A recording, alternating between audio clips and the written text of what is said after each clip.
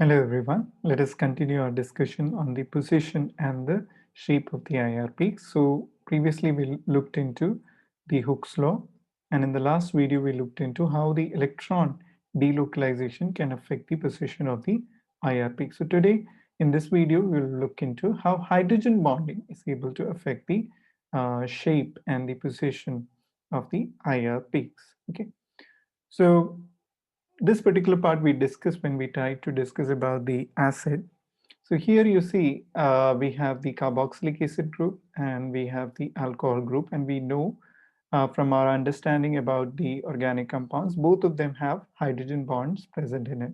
Okay, so in the previous class I talked to you about the existence of dimer in the case of the carboxylic group, and here there is no dimer, but there is a intermolecular hydrogen bonding happening between the various alcohol groups. Now, what I would like you to concentrate here is the value. Okay, so here the value is around 3300 to 2500.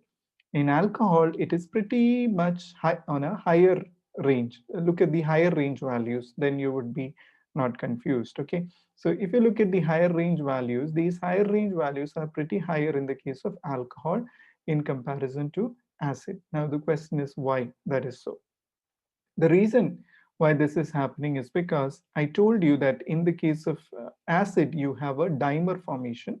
So the hydrogen bond actually kind of lowers the frequency of the OH stretch. That is what you have to understand. The first is the effect that I have written down here is the effect of hydrogen bond on the OH stretch. So what is the effect of hydrogen bond on the OH stretch? So if you have the presence of OH stretch present in a molecule, what you can expect is the value of this particular stretch would be easier. That means the force constant would be at a lower value. Okay, hydrogen bonding lowers the force constant value. As a result, what happens? You have a vibrational frequency coming to a lower value. Okay, so in the alcohol, now in the case of acid, okay, let me show you again the diagram. So if you talk about the existence of dimer, it would be something like this. Okay, two molecules of, and you have a hydrogen bonding acting here. So when it is hydrogen bonding, you have two sets of hydrogen bonding formed by the same molecule. Okay, see, this molecule has 2 degrees of hydrogen bonding happening. Okay, and this hydrogen bonding, more the number is happening with the molecule, more this OH force constant will reduce, and that is why you have lowering in the value. However, when you look at this particular alcohol, if I try to draw the intermolecular hydrogen bonding, okay, now this is one. Now next one would be with the another oxygen. So one molecule will never have two hydrogen bonding happening at the same time, as you see in the case of the acids, and that is why you see a lowering in the frequency, stretching frequency in the case of acid in comparison to the alcohol. The same thing exists when we talk about the concentrated and dilute solution. So alcohol, suppose the solution is concentrated, you know there would be a lot of intermolecular hydrogen bonding present, and that's why you see a value happening to be 3550 to 3200. Now in a dilute solution, okay, when you dilute it with those solvents which do not cause any hydrogen bonding, like carbon tetrachloride. Okay, suppose you dilute it with carbon tetrachloride, what happens? The value has, frequency value has increased. Now why that is so? Because when you dilute the sample with those solvents which are not showing any hydrogen bonding, what happens is that the intermolecular hydrogen bonding greatly reduces, and when that happens, the value automatically of the OH stretch will increase because force constant will increase. So greater the, okay, higher the hydrogen bonding, okay, and the force constant would be inversely related. So higher the hydrogen bonding, force constant would be low, and therefore frequency would be lower value.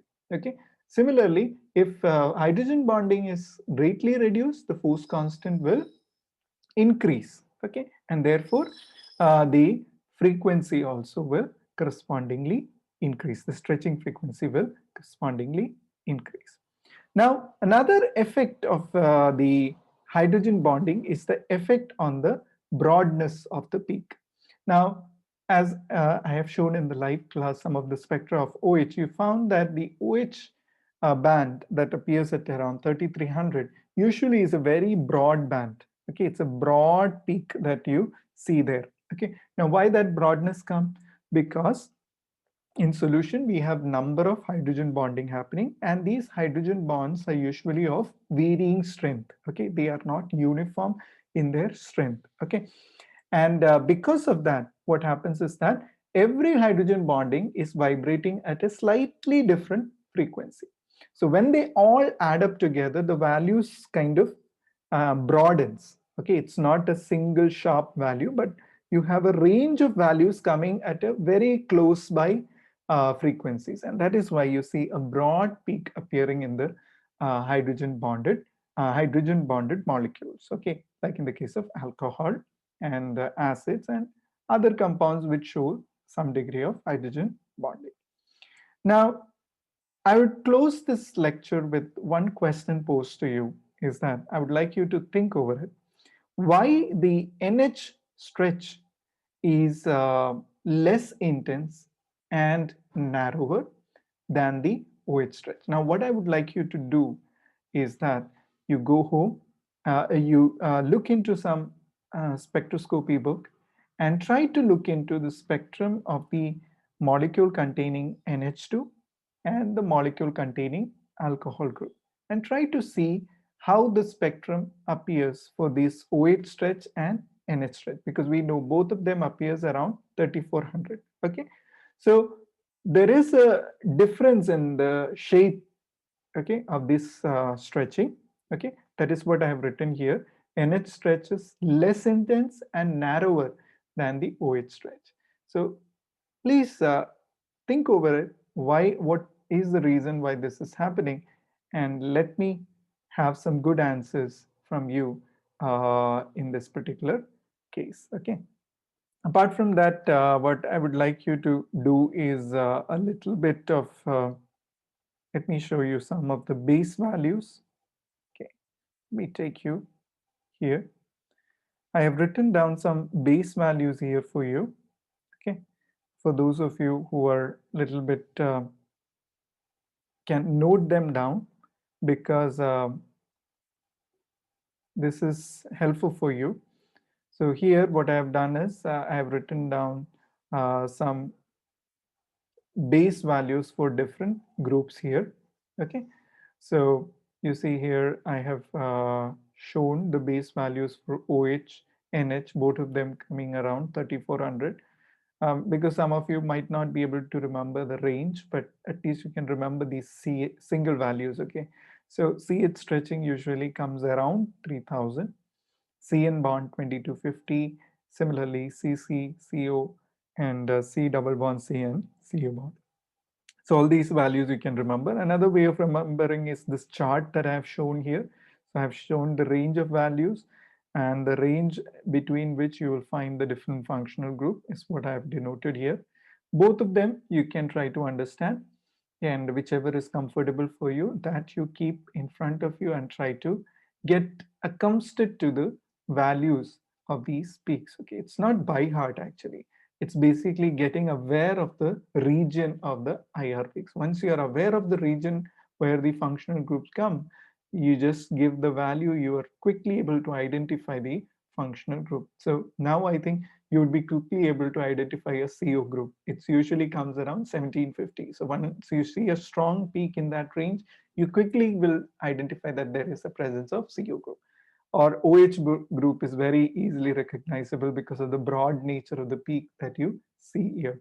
Apart from that, the CN groups are pretty identifiable because of the presence of a kind of medium peak in the 2250, and in this region there is not many functional group that comes except for the C double bond C. Usually C double, triple bond C is kind of less intense peak, because you can understand there is no dipole existing, a marginal dipole existing. So intensity of this peak would be a bit lower in comparison to C triple bond N peak. Okay, so C triple bond N peak is very easily identifiable if you have a peak corresponding to the nitrile compound.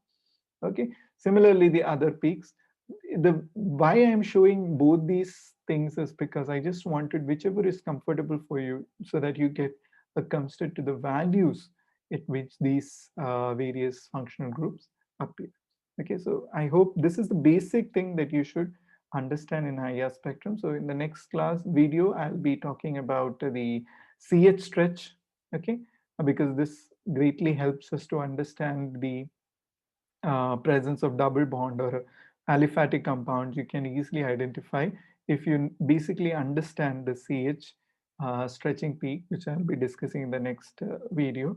Also in the next video, I'll try to also include the bending vibrations, because some of the bending vibrations can be helpful for us to identify certain functional groups. Okay. On that note, I'd like to stop today's video. So have a nice day. Thank you.